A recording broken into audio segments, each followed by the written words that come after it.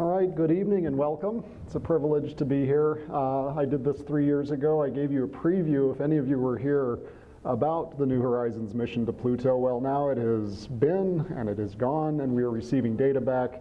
So I'm going to share with you initially some of those results just to follow up on that talk. And then I'm going to show you some new and very exciting results from the new Juno mission that is currently orbiting Jupiter. It may be odd how somebody like me who started in Fairbanks studying auroral physics ended up studying Jupiter and Pluto, and that's another story. I'd be happy to entertain those questions afterwards. I'll give you a little bit of a hint about it as we go. It turns out that Jupiter's moon Io generates some spectacular aurora at Jupiter, and in fact Jupiter's aurora to me is spectacular. And so as an auroral physicist, Jupiter is a rich playground for looking at auroral physics. Pluto is a little bit odd on the other hand, and I can try and explain some of that. It turns out that its interaction with what's called the solar wind generates some really interesting phenomenon. So it makes a bow shock. It helps us to understand Pluto's atmosphere. So most of what I'm going to show you, though, is not directly associated with my space physics research interests, but solid Earth geophysics, because some of the images that have been returned from these missions are just simply spectacular. And that's what I really want to show you. And I will, every now and then, I'll show you a little bit about what I do and where my interests are. I also want to acknowledge Fran Bagnall from the University of Colorado. She gave a similar talk. She is on both the New Horizons and Juno science teams, and she was a great help in helping me organize some of these slides. So let's look at the big picture. Why are we interested in Pluto? And again, I am not a planetary scientist, so I apologize in advance, but I'll do my best to try and motivate these missions. So what is in our solar system? We have these rocky planets, we know them. Earth is one of them in the inner solar system. I might call this the heliosphere from time to time. So the heliosphere is a cavity in interstellar space that we live in, our solar system. The gas giants, Jupiter, Saturn, Uranus, and Neptune, sort of in the middle. And then there are these ice dwarves out in the outer heliosphere. So Pluto is one of those, and it's one of many, many objects in the Kuiper Belt. There are many, many ice dwarves in the Kuiper Belt, many. There are far more in number than any of our other rocky or gas worlds combined. And New Horizons was the very first mission to go out there and explore. And so this was, in fact, the first NASA mission to a new destination in 2 or 3 decades. So the Voyagers went out to the gas giants back in the 70s, and we've explored Mercury and Venus, obviously, too. So this was a new destination. So this flyby was absolutely spectacular and exciting. So again, I'm going to show you some of those results. So what about these ice dwarfs? Why do we care about them? Well, they're ancient relics, we think, from which larger planets were accumulated. So we learn a lot about planetary, or the formation of our planetary systems by going out to Pluto. Okay, so what about Jupiter? Why are we interested in Jupiter? Again, I don't study solar system evolution, but this is my best crack at it. Imagine initially there's a collapsing solar nebula and gases are swirling around. One of the first planets to form was Jupiter. And due to its enormous size and strong gravity, it became a sort of a centerpiece in the way that the rest of the solar system formed. So it essentially scattered debris. Anything that came near it, due to its very large gravity, was scattered. And so ice, water, and organic molecules could be then scattered into the inner solar system, and, well, we know what happened with Earth. So the other thing about Jupiter, because of its very strong gravity, it remains intact. It hasn't changed much since the beginning of the solar system. So in essence, if we can study it, it serves as a time capsule so that we can really understand what it was that the early solar system was like. So in other words, with this time capsule, we can reconstruct 5 billion years of history. So that's the purpose of the Juno mission. It wants to look beneath the cloud tops of Jupiter and sort of peer into its interior so that we can understand its structure. So this just illustrates, the early solar system. It's thought that we have this gas nebula swirling around. The sun is born in the middle, and all of these swirling gases sort of form a void around the sun, and then this region here, this is just a sketch, right? This is where Jupiter might have formed, for example. So the first planet to form and then becoming instrumental in scattering material. Here's another schematic. So here's Jupiter in here, and here's the Kuiper Belt where Pluto lives. All of this debris out here. So you can imagine there's organic molecules, there's ice, and Jupiter then becomes sort of the gatekeeper to the inner solar system, scattering debris and affecting the way that our inner planets formed. So that's the context. I could go into mythology and compare and contrast Jupiter and Pluto. I mentioned that in the abstract. Pluto's the smallest, the dwarf planet, Jupiter's the biggest, and then we contrast the god of the sky with the god of the underworld. All sorts of interesting sort of stuff from mythology that we can talk about. So we are dealing with the limits of the solar system in that sense, the biggest and the smallest. So let's take a look. What did New Horizons see? And I assume that many of you have seen these images. I will try and speak to them with as much authority as I can. We have to agree that this really is breathtaking. Nobody expected to find a heart on the side of Pluto, but this is what we found. My daughter actually thinks it looks like Snoopy, but some people think it looks like a heart. So there are dark regions, there are light regions. It's a very complex world. We've given names to some of these regions, Sputnik Planum. Sputnik, you'll recognize some of these names from early exploration, the Voyagers, Pioneer, and then some of the original astronomers that discovered Pluto. So Lowell originally proposed the existence of Pluto, and later Tombaugh actually discovered it. So what are we looking at? When you look at the surface of Pluto, we're looking at ice. It's just ice, ice, and ice. It's not just water ice, though.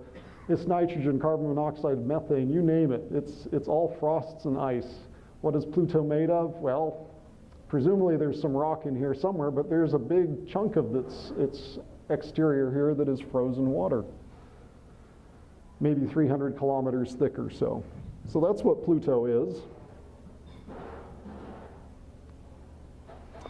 You can look at the composition of these ices, and you can see they're represented in different colors, so you can look at the distribution of these different molecules on the surface. Is it fresh snow? Who knows? Does it reflect seasonal changes? What can we learn about Pluto's surface?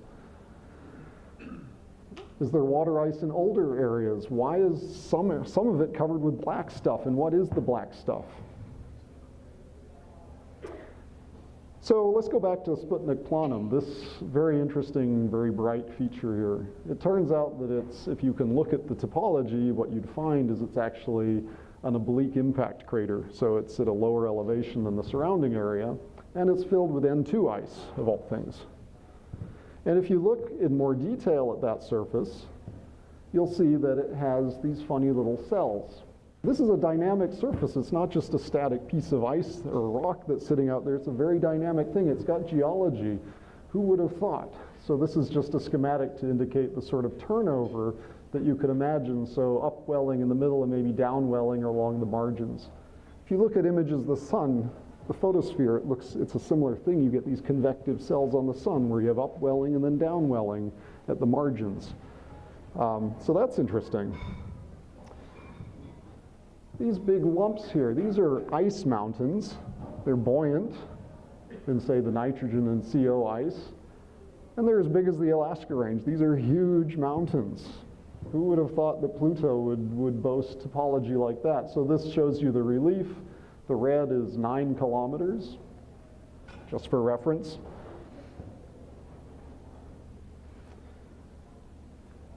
So it's observed that methane frost appears at higher ground, and then you can see, if you look in detail, there are these cracks, perhaps water ice that's expanded. If you're a geologist, I'm sure you can interpret more about this than I can, but certainly a world rich in geology. So let me show you a little bit about what interested me with Pluto. And it's illustrated by this animation of the New Horizons flyby. So this is New Horizons approaching. Here's Pluto. It flies by at closest approach, and then it goes into the night side, and then you get an occultation. So you put the sun behind it, and that was one of the, what you saw there was an illustration of its atmosphere where you saw that haze. I'll show you another image in a minute.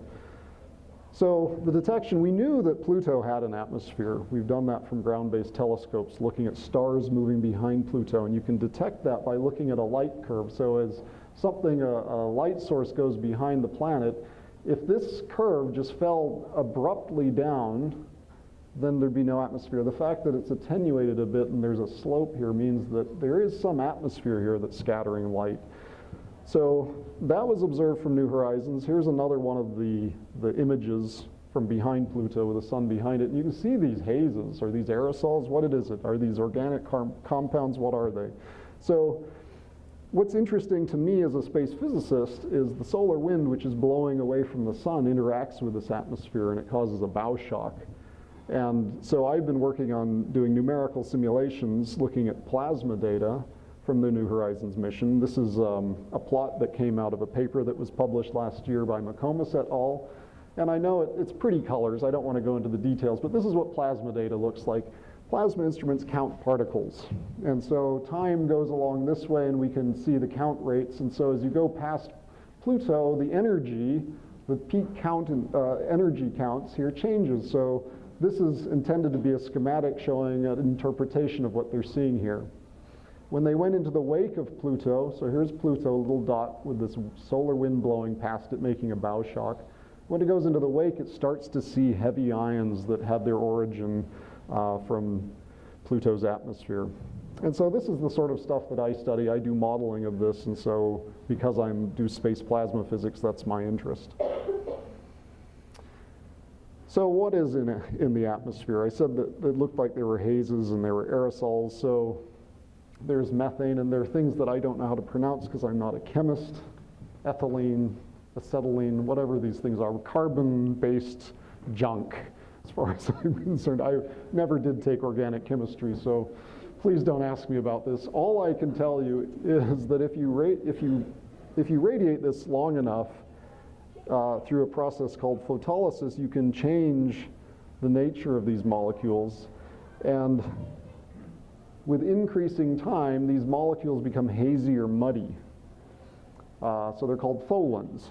I had to look this up because I didn't know what Faux Ones were. But it's a Greek word that means hazy or muddy.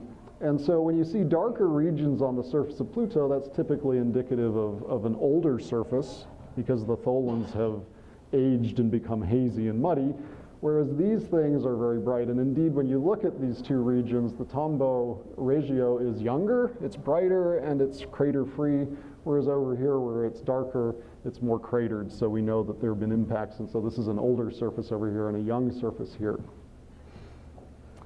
Here's a zoom in looking at, again, some of the contrast in the Tholen. So here's the muddy stuff and here's the bright stuff.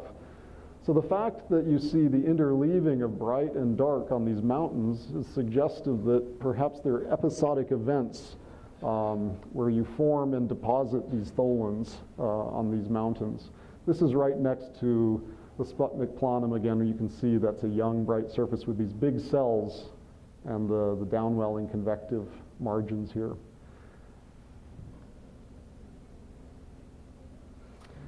If you're a glaciologist, Pluto even has glaciers.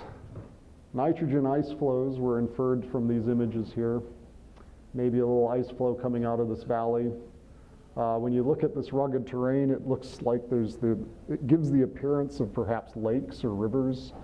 So typically this is all frozen, but you can imagine maybe at some point in its history it was warmer, and so it would support a liquid nitrogen ice flow or something like that.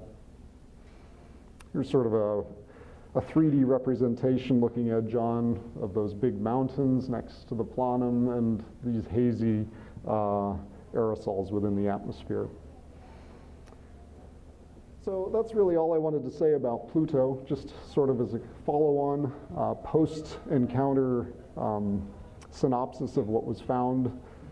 The data took, they're probably still retrieving data, but it's a very, very slow downlink, old modem speeds. So it took 12 months to get most of that data down.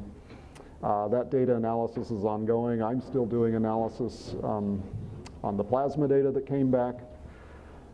But there's more. So New Horizons isn't done. There's, as you know, with all of the Kuiper Belt objects out there, they've targeted another object.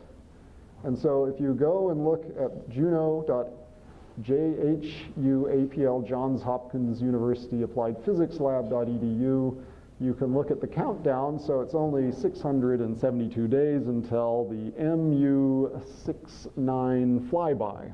So some chunk of something out there is going to be its next target. And that encounter, basically, if you can't calculate like I can't, it's January 19. This looks wrong. It's 2019.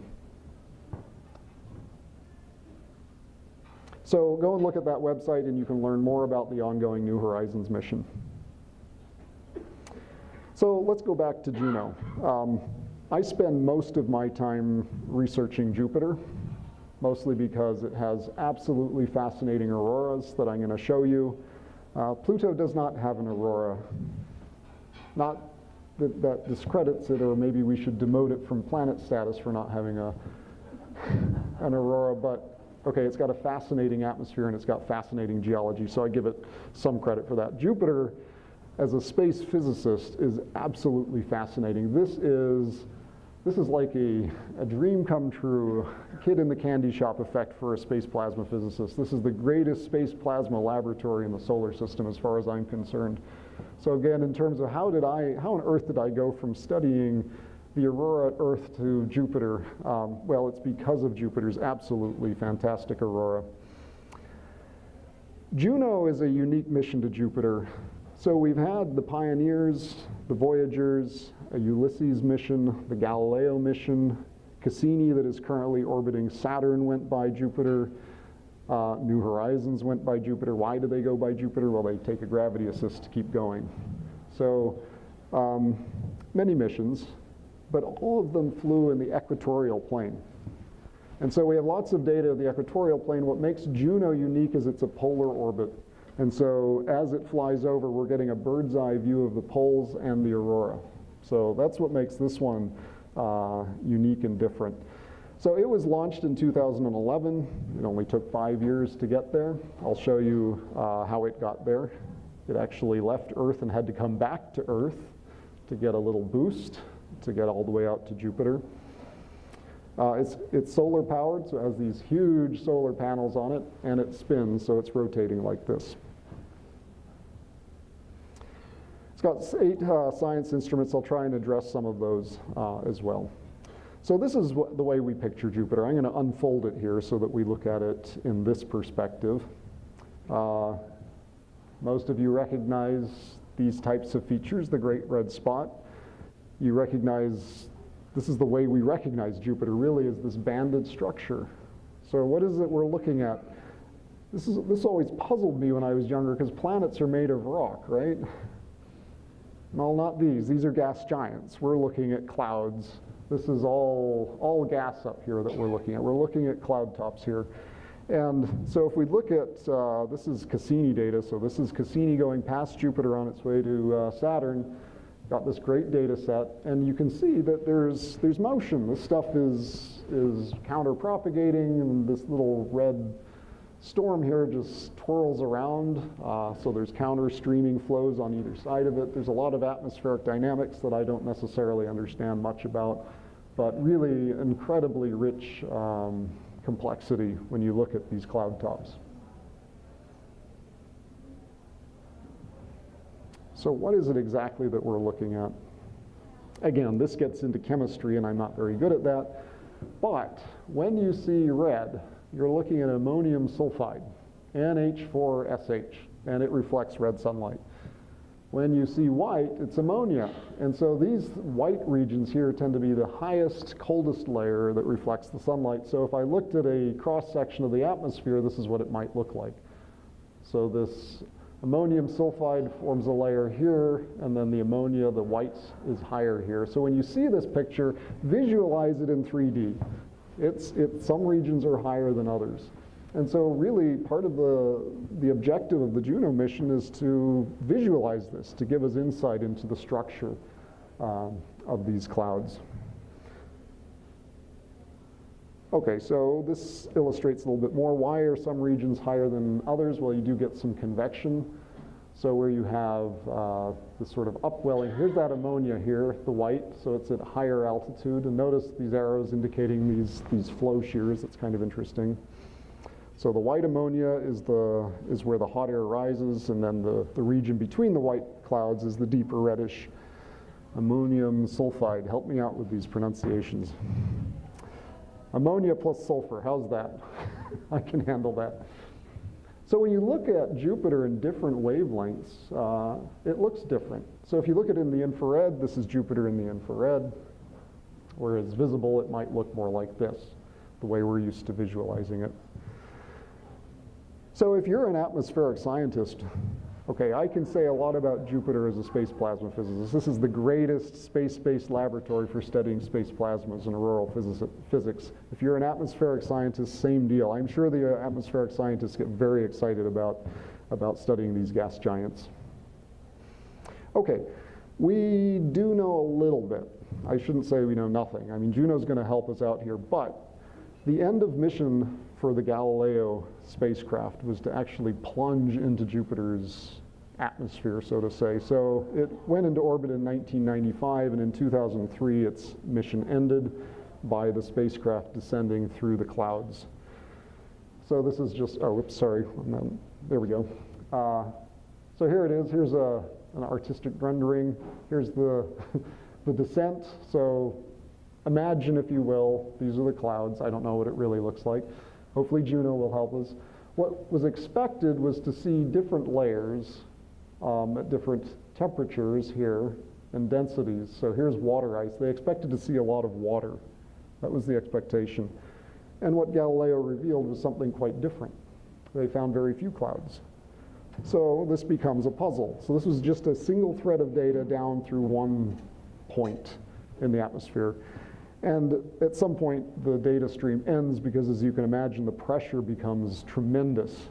As you descend deeper and deeper, eventually the spacecraft just disintegrates. If you can imagine the types of pressures we're dealing with, imagine standing here and trying to support 1,000 elephants on your head. So we're dealing with very, very large pressures with something like Jupiter. So it didn't descend that far before it disintegrated. Nevertheless, we have this information. So again, the puzzle is they were expecting to see lots of water. They saw less water. So Juno's goals are to answer the question, where's the water? If we can understand the concentration of water at Jupiter, it may help us to understand how water was redistributed to the inner solar system, for example. How much oxygen is there in the solar system? So let's find out. Again, Jupiter is the time capsule. Let's see what Jupiter can tell us. And then, of course, the obvious question is, how did the gas giant planet form in the first place? So let's go back. I'm not going to show you the launch. It just looks like a regular rocket launch. But this is how Juno got to Jupiter. Starts at Earth. Here's Earth coming around in its orbit. Juno's goes way out past Mars's orbit. This is why it took 5 years, by the way, to get there. Jupiter's way out here on the periphery. Here it makes a deep space maneuver in 2012, and it comes back in to rendezvous with Earth. So this is where it's getting its gravity assist. It's accelerated, and then it's punched out into a much larger orbit here, heading towards Jupiter. So notice you don't just fly to Jupiter and somehow go into orbit. You go out on a trajectory and let Jupiter catch up to you. And then it just sort of snags you and you go into orbit, right? That's the scheme. So here's Juno just sort of coasting, waiting for Jupiter to catch up to it, and it goes into orbit. Because of this geometry, it goes into an orbit which basically is on the dawn side of the planet. So it goes over the pole and it orbits on the dawn side initially. The next video I want to show you has sound, and we rehearsed this a little bit. I have to take my microphone off here, and hopefully this will work on the computer. Let me know if you can't hear the sound.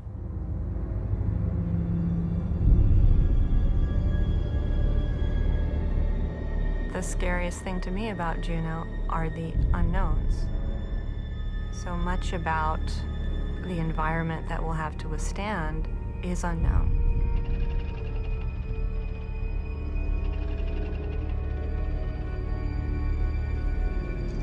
Nothing's really certain about what's going to happen. It's a monster. It's unforgiving. It's relentless.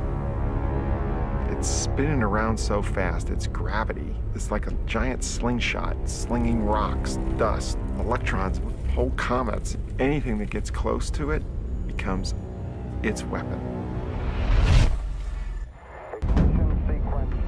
It just so happens, deep inside this body are the secrets we're after. Secrets about our early solar system.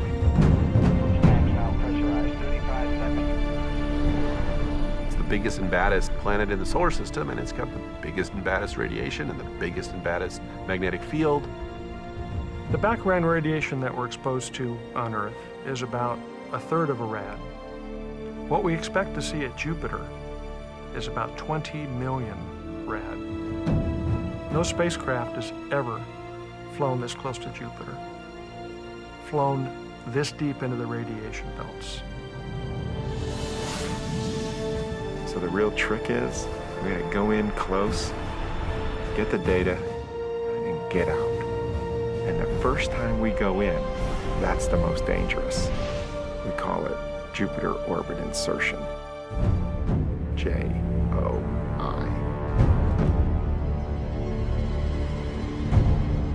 Nothing's really certain about what's going to happen. I apologize for the drama. That was released early 2016, just to get everybody hyped up. It made it. It survived orbital insertion. It's returning data. It's in orbit number 3 or 4. You'd think I would know. It's a 53-day orbit, so it started. So it's doing well. So it's done at least 3 or 4 now, closest encounters. Let me just show you. So this is what it looks like. Orbit number 1. Notice how close it gets.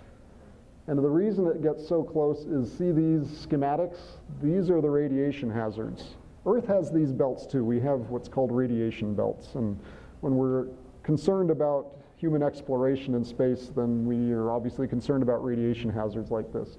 Jupiter's radiation belts are extreme, as is everything at Jupiter. So the way that you survive, you don't want to fry your instruments by going through these radiation belts. So tuck in as close as you can here where the radiation environment is where the radiation hazard is minimized, and hopefully you survive. So of course they stick the sensitive electronics on the spacecraft in a vault, in a titanium vault, to protect it. And they did a lot of calculations, a lot of analysis, radiation analysis, and so far so good. It's doing well. So the hope is to get 35 orbits. And again, it's the radiation hazard. Will this spacecraft survive 35 orbits? That's the question, but that's the estimate. And again, we're up to orbit number 4. This is what the original plan was for Juno. So here's the orbital insertion here, and then it goes into this 53-day orbit. The plan was to do a maneuver with the thrusters and put it into a 14-day orbit so that you can increase the cadence on the polar flybys. Right now they're holding it in a 53-day orbit for some technical reasons. As a space physicist, I'm delighted because I get to see what's happening out here where lots of cool things are happening if you're interested in magnetospheric physics or auroral physics, so I'm happy. But for right now, they're holding on this 53-day orbit. Maybe later in the mission, they'll try this maneuver, but for now, they're playing it safe. So what's on this spacecraft? When I look at this, some of it just seems Greek. I understand the camera. There is a thing called Juno Cam, and I'll show you more about that. That's something that everybody here can interact with. I'll give you the link if you want to look at Juno Cam, and actually if you want to get images to play with yourself, you can do that. Then there's this thing called a UV spectrometer, so it can basically look at the UV emissions. So UV radiation is the primary emission coming from the aurora. So this is a great way of looking at the aurora with this instrument. There's a waves instrument. It's radio plasma waves that it measures. So actually Jupiter's a fantastic radio source. That's how we first learned that it had an interesting space plasma environment, because we could hear this. Back in the 50s, we could hear periodic radio signatures coming from Jupiter. You can't really do that experiment anymore because we have too much background radio noise with all of our devices and other things that we have in our modern society. So anyway, very, very interesting radio signatures coming from Jupiter. There's an infrared spectrometer, so we can look at the infrared thermal emissions from the planet. There's a gravity science instrument. I'll show you some more about that. There's the particle detectors to detect high energy and low energy charged particles. Very interesting for auroral physics. And then there's this thing to study microwaves, and I'll show you more about that. So because of the polar orbit, and if you assume that it can get 35 orbits, you get fairly comprehensive global coverage. So as we're mapping both gravity and the magnetic field, that's what the latitude or the longitudinal and latitudinal coverage would look like. Okay, so how do you measure gravity? Again, I'm not a planetary scientist, but I do know a few things, and I know about Doppler shifts. Away from you, the sound either goes to a higher frequency or a lower frequency. And so if the spacecraft, as it flies by here, has any sort of unusual motion that Doppler shifts the signal, then you can infer something. So this is an example of what the actual perturbed, well, this is exaggerated, but that would be a perturbed orbit. And what it does to the transmitted signal is it Doppler shifts it. And by studying that Doppler shift, it gives you insight as to what the internal structure must be like in order to produce this type of Doppler shifted signature. And so the gravity science, just by looking at Doppler shifts of transmitted signals, will be an excellent probe into the interior. What's in there? One of the big questions is, does it have a core, a rocky core, or does it have no core? And so determining what's at the heart and the center of Jupiter is obviously a very important science issue for determining planetary evolution. So is it rock metal? Did you start with some sort of blob of rock and metal and gases just accumulated on it, and it grew and it grew and grew, or was it something else?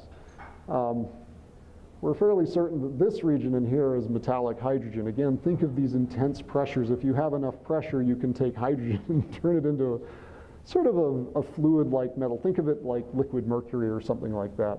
But is it metallic hydrogen all the way to the center, or is there a core? So the gravity science should help to determine that. There's a magnetometer on board, which I love because I like magnetic fields because they're important for studying the aurora. So, but what's neat is we don't understand how Jupiter's magnetic field is the way it is. It's incredibly strong. And so what are the mechanisms that produce that magnetic field? And so if you're interested in making magnetic fields, you study dynamo theory. It's called the magnetic dynamo, and it usually involves internal flows of conducting fluids. And so if we measure the magnetic field in great detail, it may give us information as to what these internal flows are like. And so this is just a schematic of the type of flows that you could envision that would give the magnetic field that's observed. So something else about Jupiter that I failed to mention is it spins once every 10 hours. So not only is it big, imagine this thing spinning much, much faster. Well, not much, but it's very fast. It also radiates heat, which is interesting. It's not a star, but it is radiating.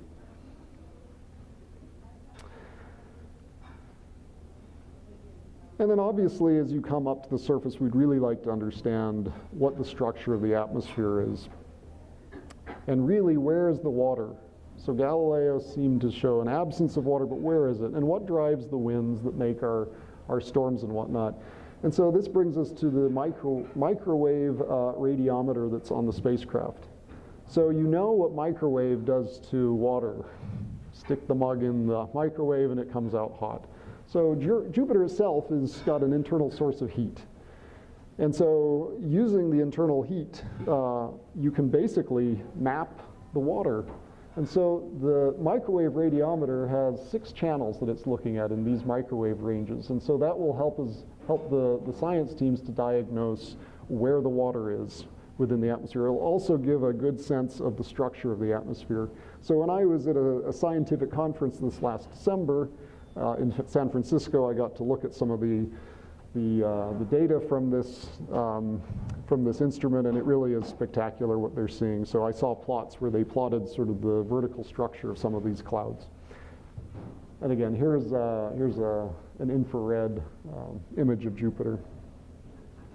So again, because of the way that it orbits and it sort of keeps looping and covering basically all longitudes of the planet, this is just a representation of what the microwave radiometer might produce in terms of data. So it'll just keep painting the surface like this, scanning and scanning and scanning until they get a global view of to map the water.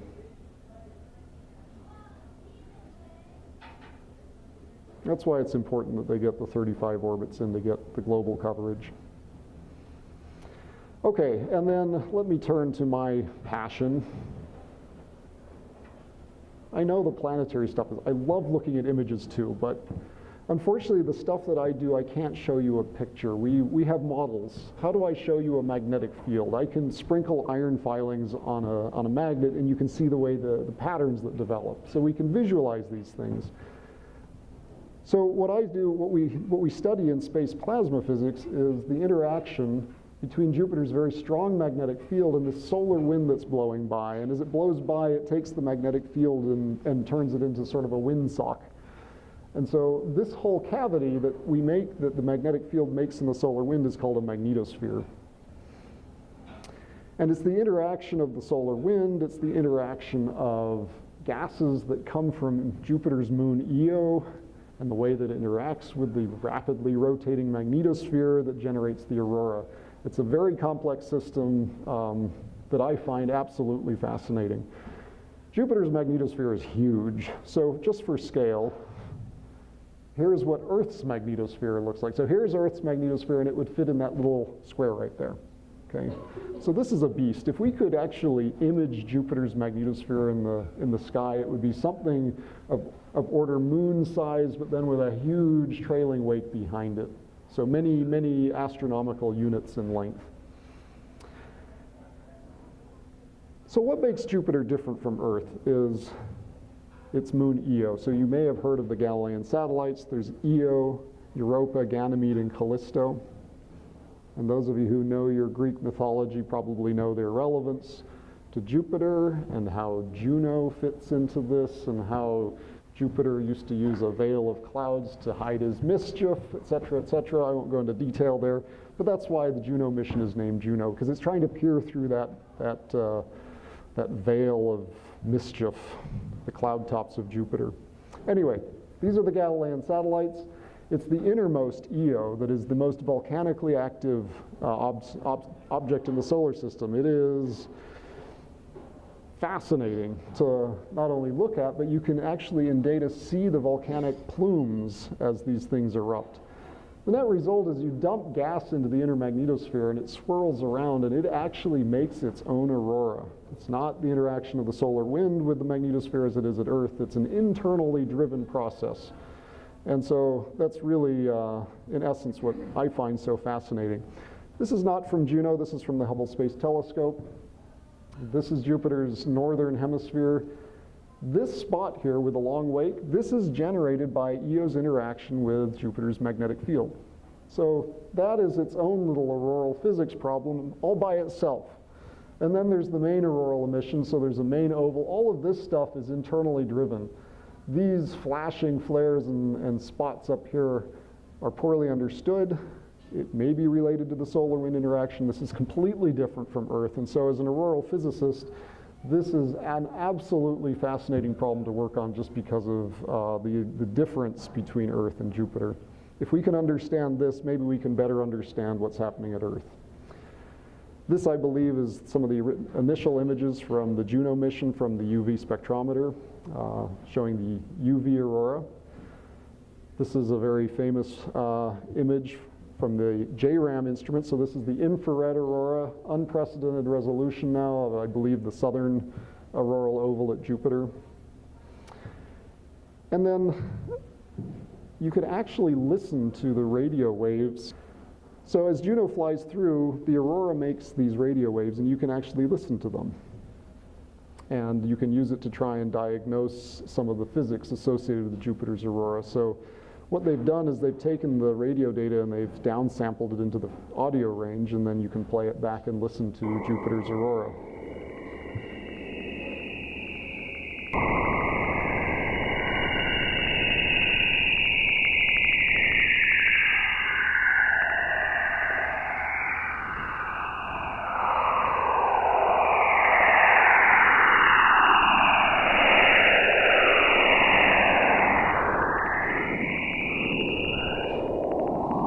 Okay, so that's really just fun with science, but it's a great way of visualizing, if you're a plasma physicist, something that's just a color spectrogram, which might not be that interesting, and try and make it somewhat more interesting. A lot of science buried in that data set.